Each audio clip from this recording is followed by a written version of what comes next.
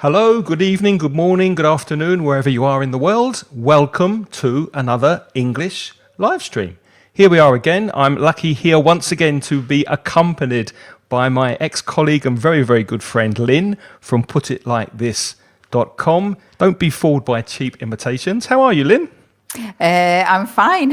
Is there a cheap imitation of me? Well, if there is, don't be fooled. Don't be fooled by it. Don't be fooled by it. No, I'm the real one. It's me. Only I'm one here. Lynn. Only There's one only Lynn. one Lynn, yeah. So hello, everyone. Thank you for joining us this evening. And if you're watching the replay, thank you for watching. So my name is Lynn. For those of you who, if it's your first time, my online business is called putitlikethis.com. I'm exclusively an online teacher. And I specialize in tailor making courses for you. So my students have, we identify the objective, the English that you want to use. So the situations that you're going to be using your English in. And then I try to design a course so that you can find your voice in English, so that you can say the kind of things that you want to say in English. People have lots of different aims. Some people prepare for exams. Some people want to make presentations. Some people are teachers and they're teaching in the medium of English and they want to improve things. Some people come to me specifically to improve their pronunciation. So I do a whole range of things. So if you go to my website, you can read a little bit about the different types of courses I offer. And if you're interested, you can contact me over the website. Okay. Wow, that was a long introduction, wasn't it? I was just trying to prove that I'm real. It's really me. It's really, you're not an AI imitation. You're the not real Lynn. Not an AI imitation, no. So there we are, Lynn from putitlikethis.com. And if it's your first time watching, hello, welcome. Please say hello in the chat if you're watching. My name's Craig from mansioningles.com, where if you're a Spanish speaker, you can study English for free. And we also have some paid resources over there on the website. If you prefer listening to improve your English, I suggest having a listen to a podcast I do with another good friend and ex-colleague, Reza, and that's at inglespodcast.com. And if you want to improve your speaking, why not go and look at my website, englishcraig.com. I'm in the middle of a conversation course at the moment with a group of lovely students, very, very highly motivated and lovely, lovely people. But if you're interested in joining the next one, go to the website, englishcraig.com. There's more information there, and I will help you improve your fluency and your speaking and your confidence with English. Mm-hmm. Today, what are we talking about today, Lynn? What's the topic? Well, if you've joined us before this year, you know that this year we decided to do every 4 weeks. We were going to look at one of the 5 senses. I mean, they say we have 5 senses: sight, sound, taste, smell. Hearing. And today we're doing touch. So the sense of touch. And before we start, though, we have to think about the word touch because it's a really difficult word to say, isn't it? Many students have problems with it. And we don't say it the same way, I've just realized. Do we not? How do you say it? Touch. Touch. And what did I say? Touch. It's more of an sound. It's more of an touch. Touch. The thing is, it's that sound in English. There is variation between Craig and I, because Craig's from London, that's right, yeah, and I'm from the north, the south, and so there is a variation specifically on this sound. This sound doesn't exist in Spanish and many other languages, and it's a vowel sound, but the sound, I think Craig says it very lightly. He says and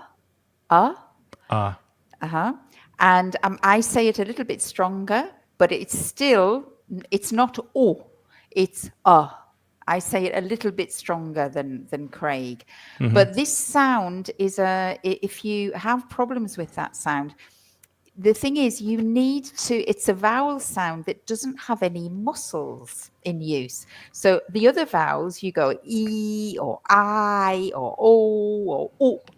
So you're using your lips and all the muscles in your face. But for this sound, you need to keep your mouth without any muscles in action. So you need to open your mouth in order to produce it. So you say, ah, Ah.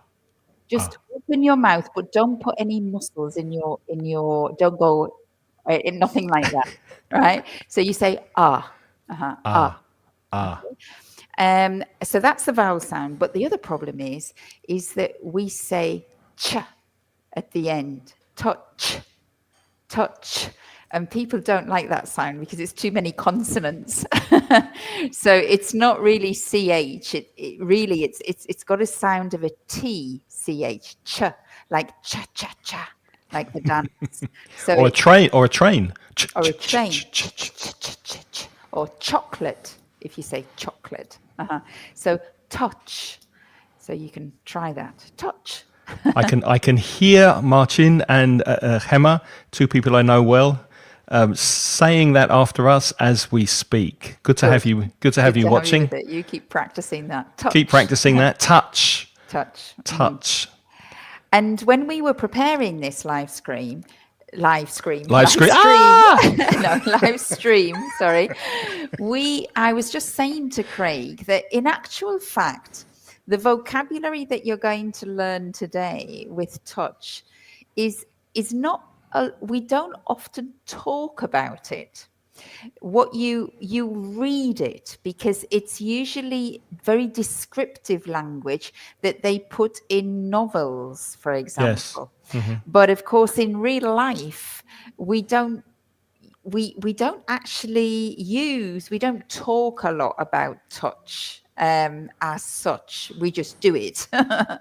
But we do read about it in novels, and sometimes you do need the vocabulary, especially at higher levels. If you're in higher level Cambridge exams in C1 or C2, then this is the kind of vocabulary that they will catch you out on. They will catch you absolutely, out on it. Absolutely. So let's kick off with a question for you. Can you think of something that you love touching, that gives you pleasure to touch, and something you hate or that you can't stand touching? And also, please say why. So that's your first question. Please write in the chat. In the chat something you love touching and something you hate touching. Yeah. And while you're putting that in the chat to share with us, Craig, I'm going to ask you. Tell me about what do you love touching and what can't you stand touching? Well, I was thinking about this before we connected. Things I love touching certain kinds of material, for example, silk and good quality cotton. So natural fibers, natural material, I like touching that. But those are very smooth materials, aren't they? I mean, there are natural materials that are not so nice, like wool, for example. Well, cashmere wool that's very soft is lovely to touch. Yes, but also a cold drink on a hot day and a hot drink on a cold day. Something to warm you up. Or to warm your hands. Hands. So you like touching like something warm or something very cold. Yeah, and also if you drink a cold drink on a hot day, you're touching it with your hands, but it's also touching the inside of your body as you're drinking it. It's not just but that's taste, isn't it? That's one of the senses. No, it's temperature. It's temperature. I think it's temperature. I think that. Okay, I mean, you can take something cold, like a cold can of Coca-Cola, and you can touch like that feeling. Yeah, but it's not necessarily taste. It's more the pleasure of the feeling of the different temperature. The temperature, yeah. I really love touching certain types of. I mean, I like, like you said, the materials like silk or cotton or satin. This is satin; it's shiny, and I do like that feel of the material. But I also love the touch of certain stones. So certain stones that are very smooth and silky. I also like, for example, pearls. I like wearing pearls because I like touching them. Are they real pearls? Yes, they are. Wow. And if you get nice stones, like natural stones, the reason I like them is also to do with the temperature, because the more you touch them, the warmer they get. Like they are, they don't stay when they're on your neck. They have a different feel to when they're not on your neck. And so I do like the feeling of certain stones as well, natural stones. What do you hate touching? Oh, I can't stand touching. And just the thought of it now is killing me. Cotton wool. Really? I Oh, I cannot. don't mind that. I cannot touch cotton wool. Hmm. And like I'm talking about the cotton wool, you know, that you have to pull off, like it maybe comes in a big lump and You you use have it to to take your separate makeup it. off, for example. No, I can touch they sell pads, and the cotton discs I can touch. But I cannot take, you know, like if you in a medicine bag, sometimes they have like a big block of cotton wool and you tear off a little bit. And it's to do with it's also to do with the sound that when you pull it and you feel it's kind of resistant. Oh God! And it just puts something through me, and it makes me. Do It's you like feel? when people don't like the sound of, you know, the nails on the blackboard, and it gives them that horrible revulsion. Well, that's what I have when I touch cotton wool. Got a phobia, a cotton wool phobia. A How total do you feel phobia. about candy floss at the cinema? It's quite similar. Similar, but the thing is with candy floss, you can eat it and it dissolves. But for example, touching candy floss, no way. Couldn't touch candy floss. Like you know, you see the people making it. There's no way I could touch that. I can eat it, but I can't touch it. Interesting. We've got a comment from Hema. Let's see what she likes. I've just lost it. Here we are. Silky fabric, same as me, and not touching rough things. Doesn't like rough things. Rough things. Yeah. Oh, I don't mind. Sometimes rough things are quite nice. I'm trying to think of something that's nice, that's rough. Maybe a rough rock. You go on. You touch a cliff, Yeah, cliffside, you touch and a cliffside granite or sand, something. for example. I don't like sand. No, you don't like sand. No, it goes everywhere. Hate it. Yeah, it goes everywhere. That's true. But some things are quite nice, but not too rough. That's true. If they're very, very rough surfaces, they're not very nice. But I don't silky like fabric's lovely, isn't it? I don't like touching broken glass, wet Oh, paint. really? Yeah. Oh, I Well, it's think I could dangerous, isn't it? Broken Well, glass. it's dangerous, but I don't know. There's something fascinating about touching broken glass. I quite like it. Like gently, you touch it gently so it doesn't hurt you. And Wet paint. wet paint. Yeah. If someone's just painted a wall and you don't know, and by mistake you touch it, it's like sticky, and it's oh no, I've just ruined the wall. I've got paint on my hands. Doesn't That's a bother horrible me, that. feeling. No, that doesn't. And also bother me. dirty and dusty places. You know, you go into a house that hasn't been cleaned for months, and there's dust and dirt everywhere. I don't like because yeah, it's just horrible. Yeah. No. Sticky things are not very nice, are they? No. Things that like stick. So, like if you go into a dirty kitchen, and then maybe somebody has had some fruit and they haven't cleaned the surface, and you stick to it, that's not very nice. Yeah. Hema says kiwis. Ah, that's right. Kiwis can be like rough, can't they? They're not. Well, they're hairy, aren't they? Kiwis. Yeah. I don't That's know, fun. Hema, whether you like touching kiwis or not. I'm guessing she doesn't like. She doesn't like touching kiwis. Yeah. Yeah. Okay, so shall we get to some vocabulary? Let's look at some adjectives. To the touch, something to the touch. If it's cold to the touch, then you feel cold when you touch it. If it's soft to the touch, you like the feel of it. So, Or you can say silky to the touch. It's soft to the touch. So you use an adjective and then you add these words to the touch. So you could say it's silky to the touch. The kiwis are hairy to the touch. or the Silk is very smooth to the silk is touch. smooth to the touch, and you can say silky as well. So that's one way you can describe touch. You put an adjective and then you add the words to the touch. And the other way you can describe the feel of things is to say, I love the feel of, and then you say the thing. So I love the feel of a kiwi. It's so hairy. And then you would use an adjective. I love the feel of Saturn. It's so smooth. And you can use For hate. example. I hate the feel of a kiwi. It's so hairy. Depending on what you feel, how you feel about kiwis, obviously. So yeah. Gemma likes eating kiwis, but not touching them. Touching them. So how do you eat? How do you eat them, Gemma? Do you have somebody holding the kiwi for you as you're eating it? I mean, you must touch it to eat it, right? Well, I suppose you could peel it. You're touching it if But you're you have peeling to it. touch it. That's true. And I have seen people. Oh yes, yeah, that's what Gemma. You have Is to that what she touch says? them to eat them. To Yeah. eat them, yeah. And I have seen people cutting kiwis in half, and I then do they that eat them like with an a spoon. egg. With a They spoon, spoon yeah. them out. It's the most sensible way Yeah. of eating a kiwi, in my opinion.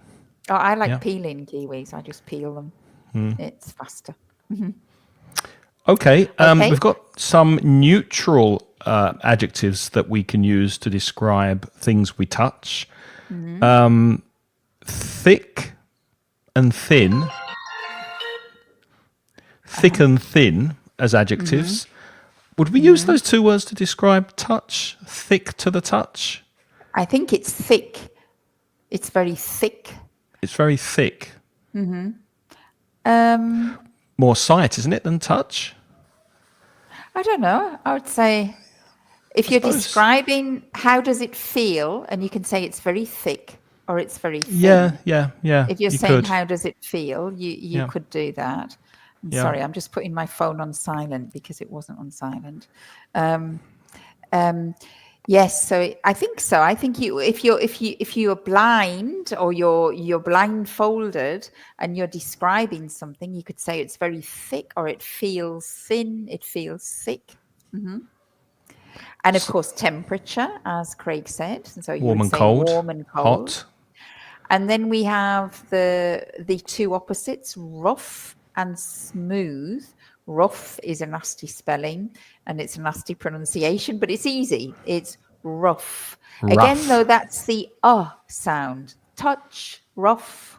So it's that sound at the beginning, and then but the end of it is easy. It's just like it's a F sound, rough. And then we've got hard and soft. So, for example, if you're cooking an egg, you can soft boil the egg so that the egg is very spongy and soft, or you can hard boil the egg so that you can peel it. So obviously hard and soft are opposite. So it can be soft to the touch, like really good quality wool, as Lynn said earlier, cashmere, for example. Or it can be hard to the touch, like stone or glass. You can also say something is firm rather than soft. Now, firm isn't the same as hard because hard implies that it's a solid and that it doesn't change its form when something is hard, like a rock is hard. But for example, a mattress could be firm, which means it does have a little bit of flexibility, but it's not really soft. Do you prefer a firm mattress or a soft Yeah, mattress? I prefer a firm mattress. And you? Yeah, me too. It's good for your back, I think, a firm mattress. Hi, Denise. Thanks for joining. Good to see you here. Hi. And then we have wet and dry, which is the quality of how much water it's in it, isn't it? If something feels wet or something feels dry is the opposite. So they're There's kind a- of very neutral words. And I think probably most people know those words. There's another word that you could use, speaking of wet and dry, and that's damp. damp. And that's Yes, somewhere we in the missed that middle. one. In the middle. Somewhere in the middle. Yeah. Yeah. I'll Okay. put that in the chat. A damp cloth.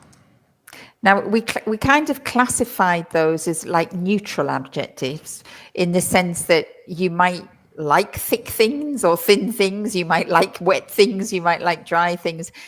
So it doesn't really have there's no sense attached to it. It could be positive, it could be negative, depending on what you're talking about. But we do have some adjectives that are most definitely positive ones, I think, don't we? Yes. Like these ones. So these words, I'll just read them. Furry, that's sound. Furry, velvety, satiny, silky, glossy, and fleecy. And if you notice, all we've done there, we've taken the noun fur, velvet, satin, silk, gloss, and fleece, and to change it to an adjective, we've just put a Y on the end. Very easy. Yeah. So I suppose if you don't know these words, we have to describe them. So furry is like an animal. An animal has a skin, but some animals, like for example bears or another furry animal, cats, for example, dogs too, when they have not skin like us, but they have that hair all over them, then they are furry. And people sometimes wear fur coats, for example. Did you have a furry animal when you were young? No, I didn't. Like I've never had a pet. No, have no, you? not a live one, like a furry dog or something. Oh, furry Was it toy, when you were a cuddly furry toy. Yeah. Oh, yes. Yes, I loved my furry cuddly toys. Yeah, they're lovely. So velvet is a kind of material. It's terciopelo in Spanish, if you're a Spanish speaker. So if something feels like velvet when you touch it, then it's velvety. And Velvet in the same way, is like the material, in case there's no Spanish, if you're not a Spanish speaker here, velvet is that material that a lot of kings and queens wear, isn't it? It's a very royal material. It's thick. Sometimes you can have velvet curtains as well. In the theatre, often the curtains are velvet and they are very, very thick. They don't let the light through. They're very warm and they're very soft to the touch. Yeah. And sometimes people have coats that are made of velvet, don't they? Velvet coats, I think, is a very common piece of clothing made of velvet. and satin and silk are also both types of natural material. So satin is, you can get satin sheets, which they're very, very soft to the touch, very smooth. They keep They're you very cool in the shiny. summer, and they're very Very shiny. shiny. So this blouse that I'm wearing is satiny. It's not real satin, but it's glossy. Where we've got glossy, glossy means that it shines a little bit. And Silky fleecy, comes from silk. a sheep, the animal sheep, they have a fleece, which is the coat that sheep have before they remove it and shave it off. And you can also buy fleeces to wear. So in the winter, if you put a fleece on, it will keep you very warm. Although very often these days they are, they're not real; they're synthetic material. And I think it's called polar, isn't it? They call it polar fleece, and it's a synthetic material. Yeah. But it's soft to the touch, and it's very warm. Yeah, so Exactly. fleecy. Often we talk about fleecy linings for slippers, don't we? Yes. When you have in the winter. slippers, or you have some slippers that have fleecy linings, so they're like nice and furry inside and keep your feet warm. Not very useful in Spain, but in the UK they're nice. No, that's true. Okay, we've got a question for you. Let's see what you think about this. Are you very fussy or particular about the feel of the clothes you wear? What materials do you like next to your skin? And what materials do you hate wearing? So again, put your comments in the chat, practice your English, and we will help you as you're writing. So what materials do you, what the feel of things next to your skin? What do you like wearing? What materials do you like wearing? What about you, Lynn? What do you, obviously satin? Yes, I love soft materials, and I have to say, the older I'm getting, the more particular I'm becoming about the materials I wear next to my skin. So I really like for example, wools. I like wool.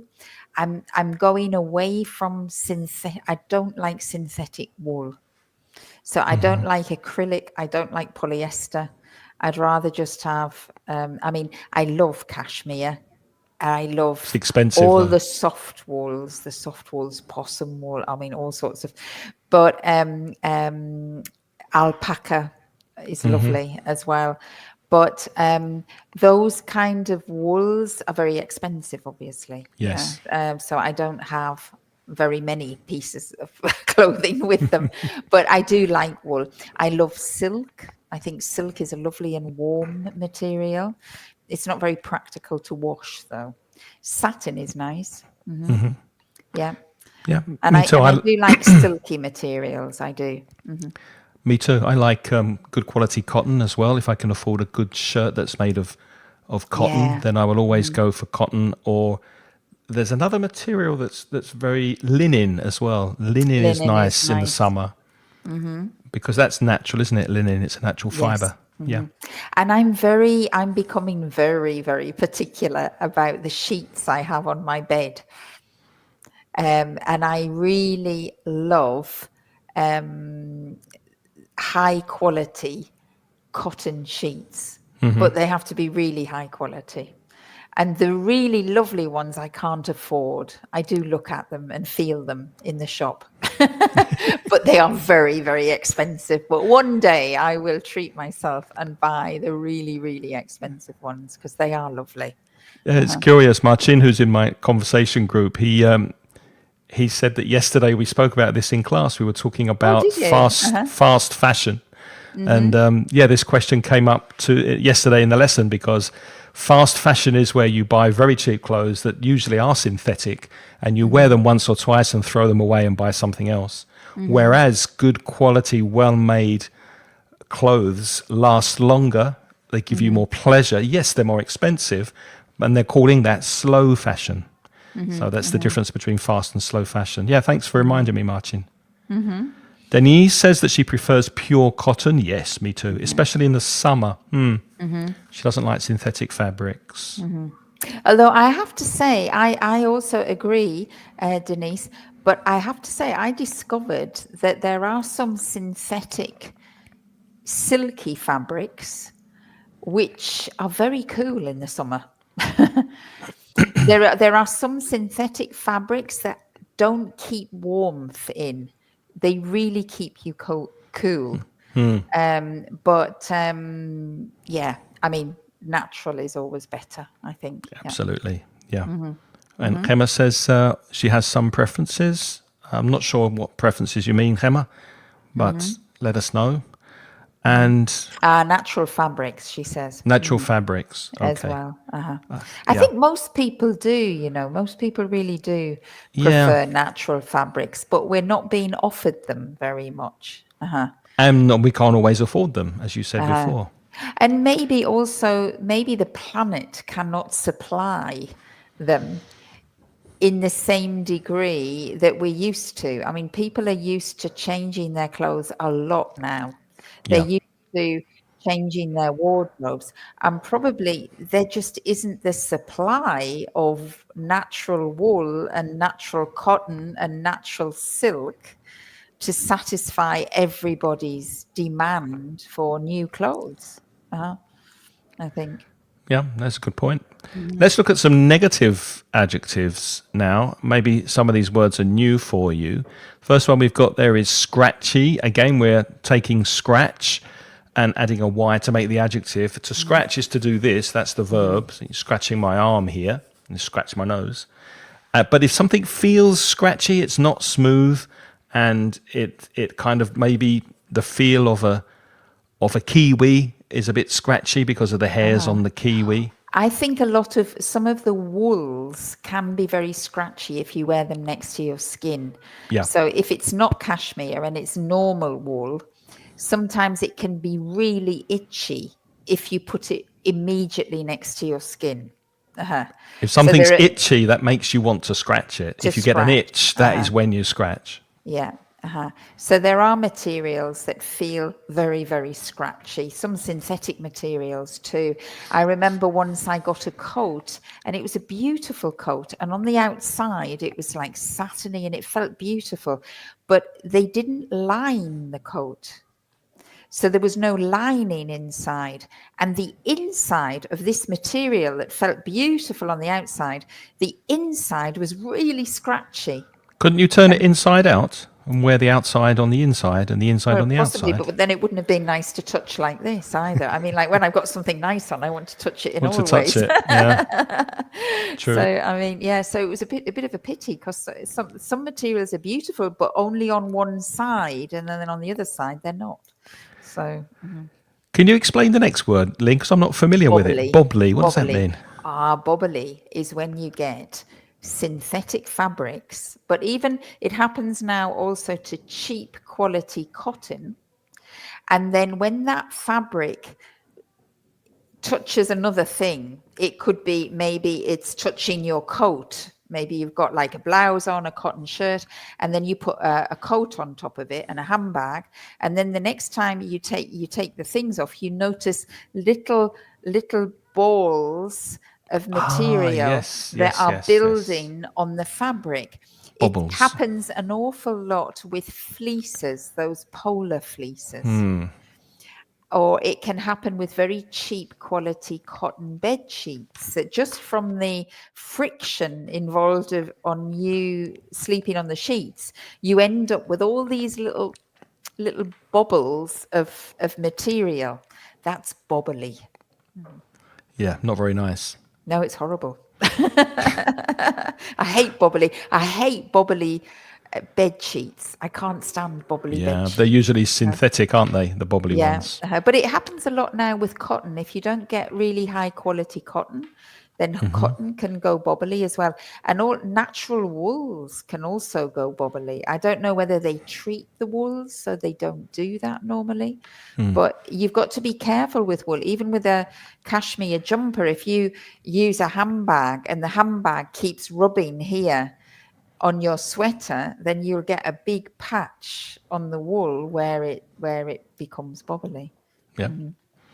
Damp we had before. It's somewhere in the middle of wet and dry, a damp cloth. And squishy, if something's squishy, it's got more water in it than when it's damp. Imagine you have some material or maybe a sponge that you're using in the shower, and it's got so much water in it that it becomes squishy. Also, if you're wearing boots and it's raining a lot and the water goes inside your boots, your socks are wet, and you're walking like that, then it's a squishy feeling because your socks are wet. It's horrible. I hate that feeling. It's also a sound, isn't it? The word squishy, we use it to describe the feeling, but also it's a bit the noise, isn't it, as well? Yeah. And then scaly. Ooh, scaly's a horrible word, isn't it? I always think of like snakes. A snake. A snake has scales. It's like the skin in little bits of skin, isn't it? Is scaly. And the idea is that it flakes off somehow when something's scaly. It's also very rough, isn't it? The idea of something that's scaly. Yeah. Like what kind of animal is, apart from a snake, would be scaly? A turtle? The neck of a turtle, perhaps? The neck of a turtle. Yeah. Yeah. Sweaty, you probably see there the word sweat when you perspire in the summer. And something can, when you touch something, it feels sweaty. Again, it feels like skin could be damp. For example, you're sweating a lot, so it's got a sweaty feel to it. Dented. I don't know if you know that word, dented. Now, dented, it's when you have like an indent, don't you? So what could be dented? Imagine your car. Right? So imagine your car and you, by accident, you bump into, let's say, one of those bollards where to stop you parking, and you don't realize it, you don't see it, and you hit your car. And then your car door instead of staying round like that, it has an indent. That is dented. So when something is no longer smooth, but it has an area of its surface which is going inwards, that is dented.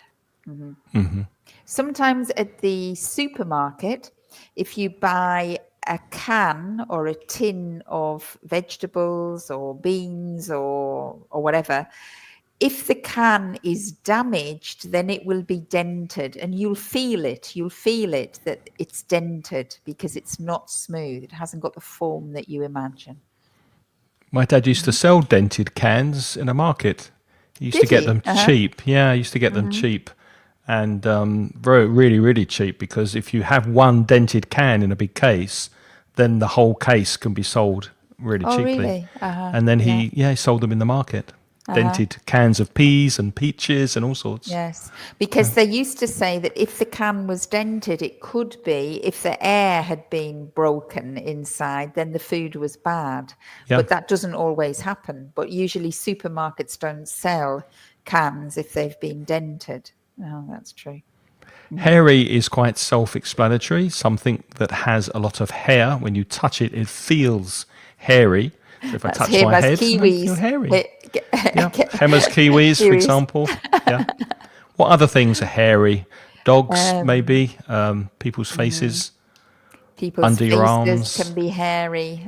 Your legs could be hairy. Hairy legs, hairy arms. Yeah. Yeah. And itchy we had before. If something's itchy, then you scratch it. You scratch an itch. So there's something that's bothering you. Your body becomes itchy. But I don't know if you can actually feel...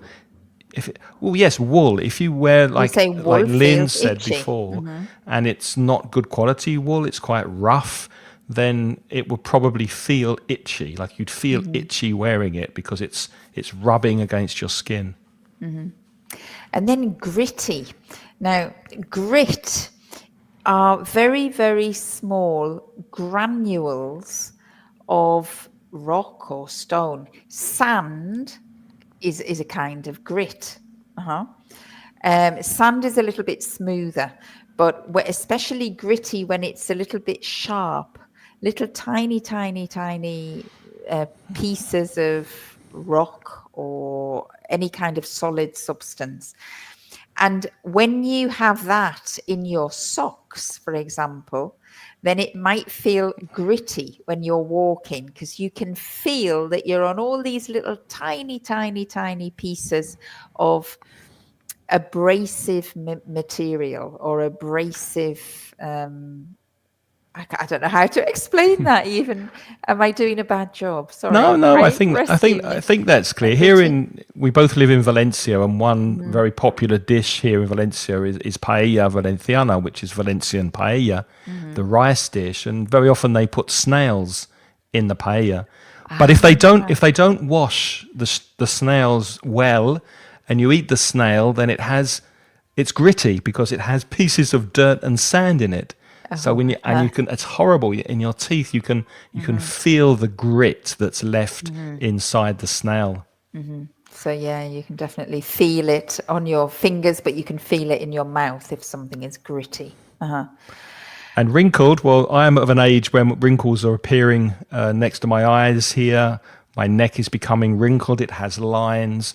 But there are certain types of material, like very rough leather, for example, or maybe a sheepskin coat, that when you touch it, you can feel the lines in the material. And you could say that it's wrinkled. It has those lines in it in a similar way to our skin when we get older, wrinkled. Yeah, so it has those folds and the lines. Yeah, that's true. Something feeling wrinkled. Right. So another question for you. Are you frightened of touching things without seeing them first?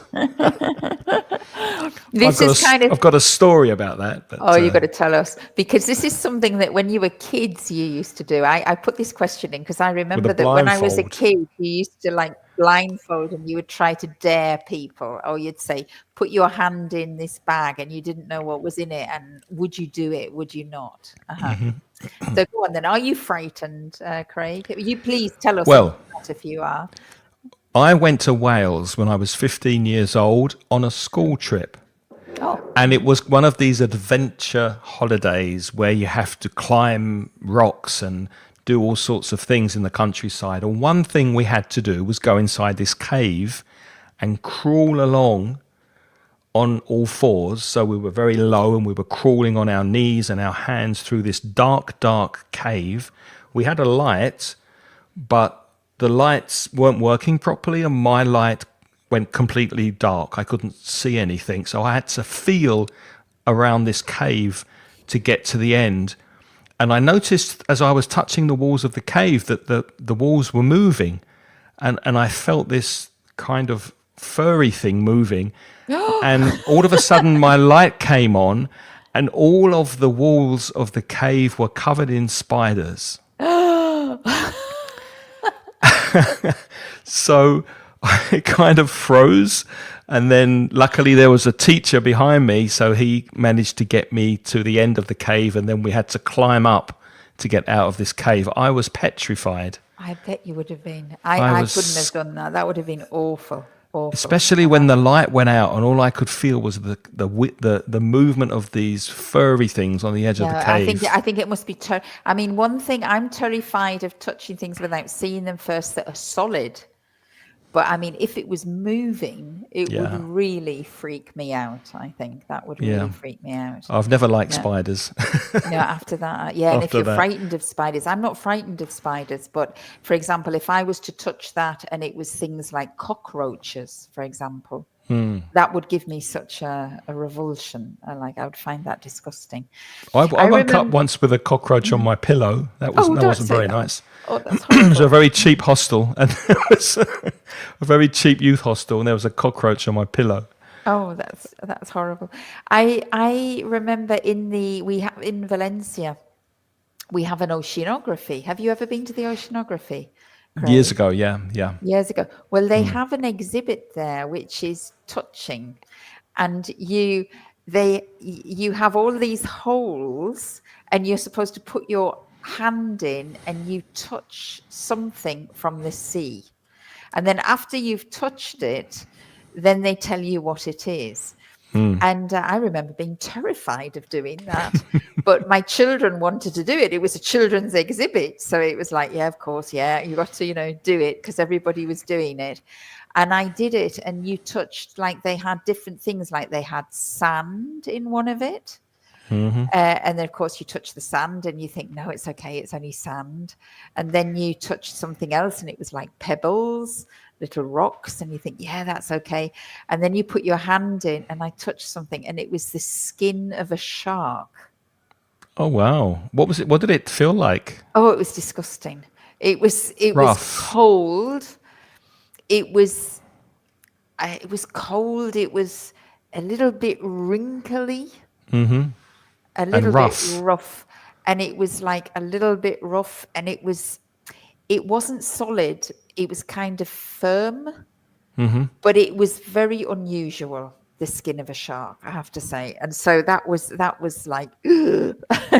Yeah. And then I stopped and I went and washed my hands because everybody else is touching it. It's not very hygienic either, those kind of exhibits. Gemma said that she prefers, to see it first. Yeah, I think I do too. And yes, it was terrible, Gemma. It was horrible. It was a nightmare, as Denise says. But I've never liked spiders, but that really was the last straw. Do you think here's a question for everybody. This question for you, Craig.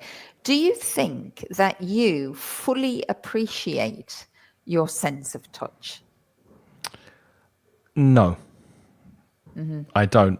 And I think I had to take a train today, and there was a lady sitting next to me who was completely blind. And I was sitting there thinking, I wonder if like her other senses are much more developed. Like, I wonder if she's sitting there smelling what's around her and really focusing on her listening and hearing what's happening in the train. And obviously touching as well. I would imagine if you lose one of your senses, the other senses are amplified. Yeah, I think that's true. I've heard that before. I think we're kind of, we just don't think about our sense of touch, but it's very, very important to us. I think if we didn't have it, you would really notice that you couldn't touch things. I know that my mother now, because she's getting much older, she told me that she's losing the ability in her fingertips to be able, like her fingers are not sensitive enough, and it really makes a difference just when you're trying to button your shirt, or whether you're trying to pick up a pen.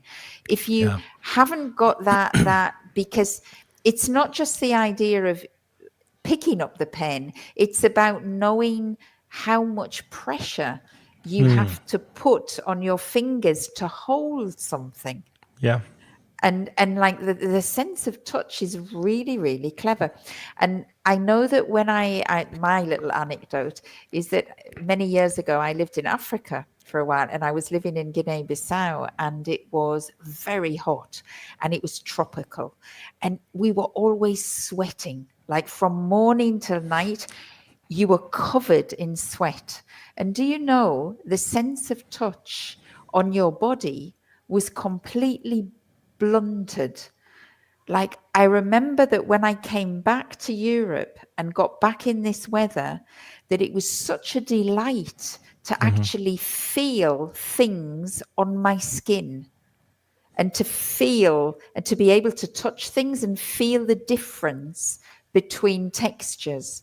But when you're in a climate where constantly you're sweating, your body is so wet that you can't feel the sensations of touch. Yeah. So that was quite an experience. I mean, we have it in Valencia as well in the summer, but it's temporary. And you go into air conditioning and you don't realize that it's come back again. But when you're in an area where it's constantly like that, you haven't got that finesse in your fingers. You haven't got that motor skill. Yeah, absolutely. Speaking of appreciating touch, let's look at some different ways of touching, because these verbs are quite interesting. If you have a cat or a dog, for example, you can stroke the fur. Remember that word? If it's a furry animal, you can stroke your dog or cat. You can also stroke somebody's hair, you can stroke their arm to soothe them if you want to. I hate people stroking my hair. Doesn't it depend who? I mean, no, I just don't like people stroking my hair. It really freaks me out. That's another thing. Good to know. I'll never do that, Lynn, I promise. Caress is another useful word. If you want to get intimate with someone, you can caress their skin or caress them. That's a very soft, delicate, often romantic way of touching someone. It's also a noun, so the verb and the noun, to caress and a caress. But is a caress a kiss, a kind of kiss, or is it a touch? I think it's more a touch. More a touch. You can use soft kisses to caress someone, but as far as I know, it's mainly with the hands. With the hands. Okay. It's a soft, loving touch. A loving touch, a caress.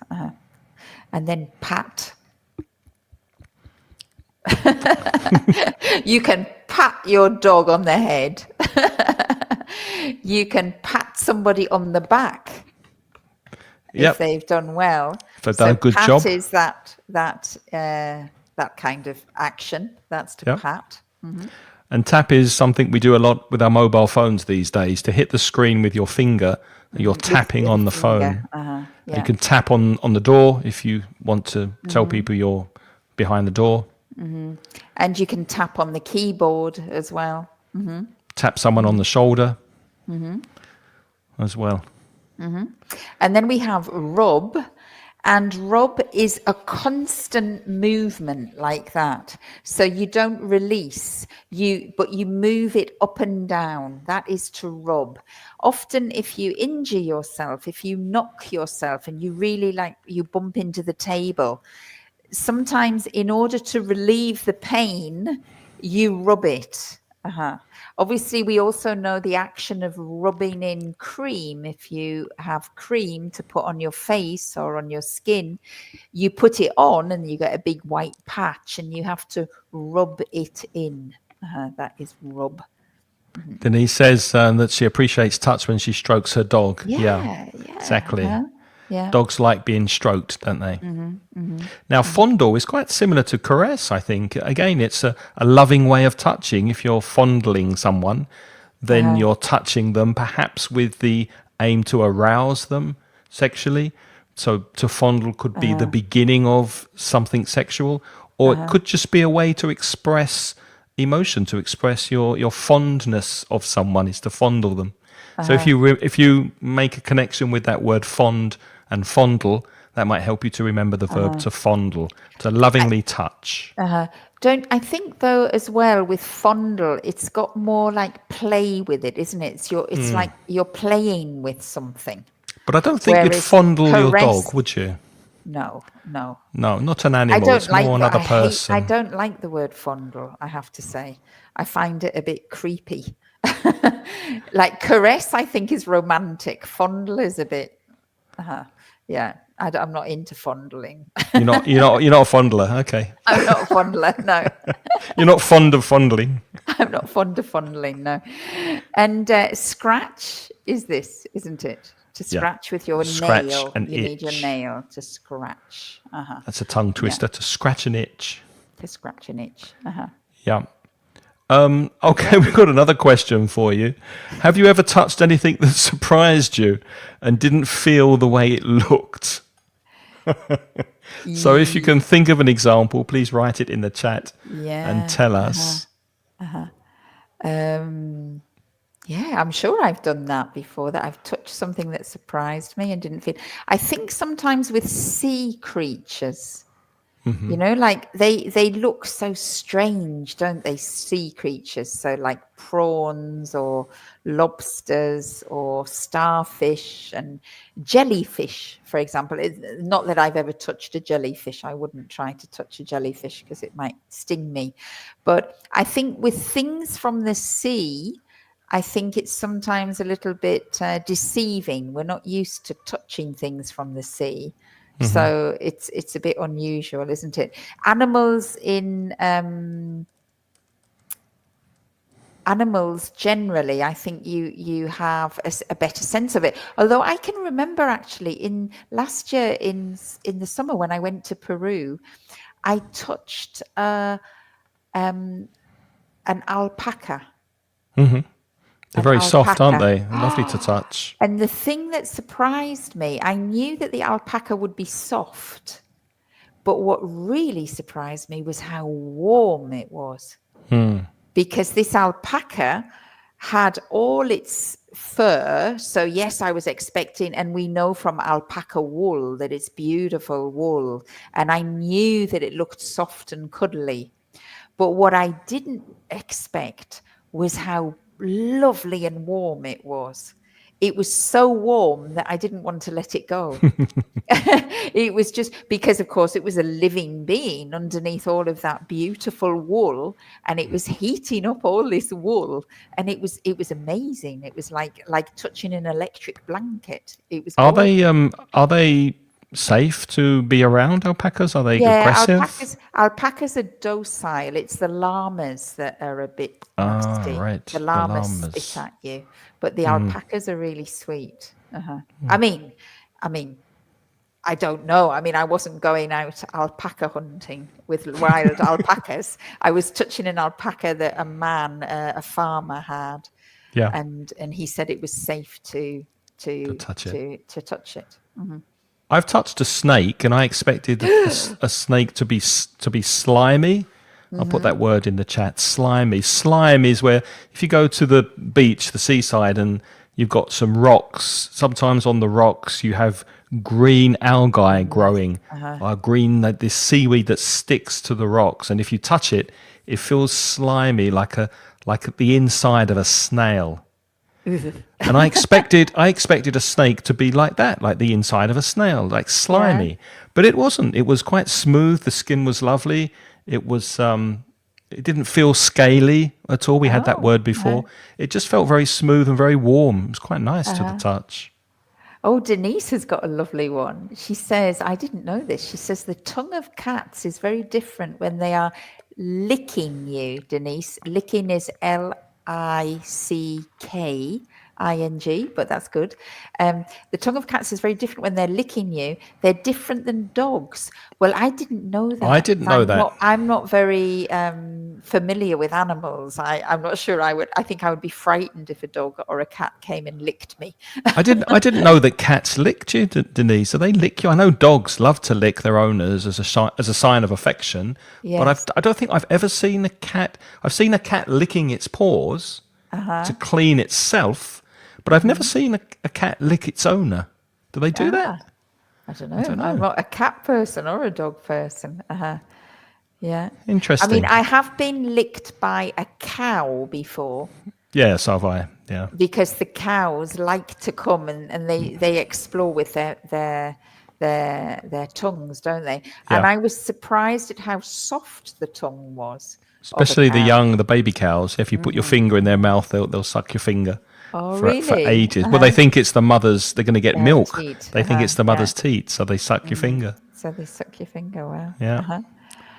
Okay. So we've got some idioms for you connected to touch. But before we show you, can you think of any more expressions or idioms connected to touch? Please write in the chat any idioms that you can think of that are connected to the The word idea of touch. touching things, the word touch. Yeah.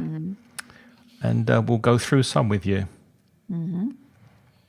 What have we got here? Then to be a bit touched. No. Crazy. Yeah, and it means crazy. So if you say, oh, you're a bit touched, or he's a bit touched him, it means that you're crazy. But did you know that? Because I wasn't sure whether No, that I was didn't. very northern. I think it is northern. I haven't heard that It's quite before. a northern expression, Yeah. I think. And I think it probably comes from some kind of idea that you have been touched by God. You know, and it's made you a bit crazy or a bit supernatural. Maybe by the devil, if you're. Or by the devil. Then Yeah. maybe by the devil. Yeah, probably. That makes more sense. If you've been touched by the devil, then you're a bit crazy. And go on. Go And ahead. you can be touched just from the verb to be touched. But or not there's physically. an adjective, touching, and that means that you are moved emotionally. So emotionally, you something has connected with you, and it's brought up. It's made you emotional. To have the touch, you can have the magic touch, for example, with if you have a talent for something, you can say that she has the magic touch for photography or the magic touch for art or music. So that means that you have a talent and an innate ability to do something well, to have the touch for something. And my physiotherapist really literally has a magic touch. Every time she touches me, I'm better immediately. Well, you'd have to So give some me her. You have to people give me her have telephone a number. magic touch. Yeah, definitely. And then sometimes we use a touch of, and it means the same as a little bit of. So you can have a touch of madness, a touch of salt, or you can be like me and have a touch of class. Yes, absolutely. That's not the classroom. That's the class of being high class. Okay. Touche, they say when you're fencing, when you're fighting with a sword. That's a sport. It comes from the French, touche, and it probably means touch, doesn't it? Well, Touche? the thing is, it looks, you'll see that word in English, and it looks like touch, but you shouldn't pronounce it as touch. You have to say touche. And touche means I agree with you that that is the same, isn't it? You know, when you say touche, you say something, you crack a joke, I crack a joke, and then we are quit. We're equals. I say Equals, yeah. But It's the showing pronunciation appreciation for the thing that the other person says. is Yeah. Yeah. So that's touche. So that's something completely different, but it looks like touch. And then we have lots of idioms like keep in touch, get in touch, be in touch, stay in touch, lose touch, fall out of touch. And you can use contact to substitute for the word touch there, because if you use contact, you get in contact, be in contact, stay in contact. So that's what it means. If you're in touch with someone, then you have contact with them. So you're not physically touching them, but there is contact there through the phone, through the internet, or whatever. And then the last one is a lovely phrase, let's touch base. And if you touch base, it means let's catch up, find out what get in touch with, isn't it? I just wanted to touch base with you. If you call somebody and you haven't got necessarily a particular reason, but you just say, I just want to touch base with you, which means I want to find out what's going on and bring myself up to date with the news. That is to touch base, to be informed. Exactly. And it was really nice to touch base with you today, but unfortunately, we've run out of time. It just flew by today. It went really, really quickly. So unfortunately, we have to say goodbye, but we hope you will stay in touch, because we'll be back in 2 weeks, won't we, Lynn? We will indeed. And I don't know what we're doing in 2 weeks, but that's there will be something. There will be something. something. Yeah. Before we go, we'll just remind you of how you can get in touch with us if you see what I did there. If you want to study English with us, do you want to go first, Lynn? Yes, if you want a touch of class, and if you want to Very really good. find your voice, your own voice in English, then get in touch with me over my website at putitlikethis.com. And then there's a contact page, and if you fill that in, then I'll get back to you and I'll touch base and find out what it is you'd like to do with your English. Very good. Very good. And my name's Craig from mansioningles.com, where you can study English, especially if you're a Spanish speaker. We've got lots of Spanish support on that webpage. If you want to improve your speaking skills, get in touch with me at englishcraig.com, and we can have a short 10-minute conversation on Zoom. I will see what level you are, and I'll give you more information about my conversation courses and how you can join. And if you prefer listening to podcasts, there is one I'd recommend because I'm on it. It's inglespodcast.com, and it's a podcast I do with a good friend of mine, Reza. It's weekly, and we've been doing it for over 10 years. So I think we're kind of getting the hang of it now. We're getting used to this podcasting thing. Yeah. You are vintage podcasters. You are. Yes, with wrinkled skin. Anyway, I just trying to recycle wrinkled there. But anyway, thanks for watching. Thanks, Denise, for coming. Thank you, Gemma and Marcin and everybody listening. And we'll see you again in a couple of weeks. All right, then. Thank you very much. Have a nice evening. Bye-bye. Have a nice evening. Bye-bye. Bye-bye.